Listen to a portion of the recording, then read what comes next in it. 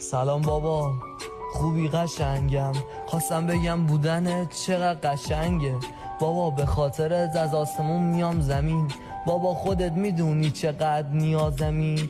ببخش بچه‌تو اگه اذیتت کرد، ولی همیشه تو بودی مسکن درد بابا. با اینکه دلم از همه خونه، ولی خوشحالم تو هستی توی این خونه. آخه من به امید توئه که زندم، اگه نباشی از فرداش من مردم. آخه قربون عرقای روی پیشونیت، قربون نون حلال تو مهربونیت. میشه دستای پینه بستت و بوس کنم، مثل بچگیم خودمو لوس کنم.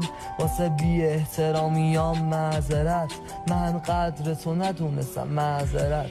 با این که میگفتی همه از من بهترم، ولی تو بهترین بابای دنیایی برا من.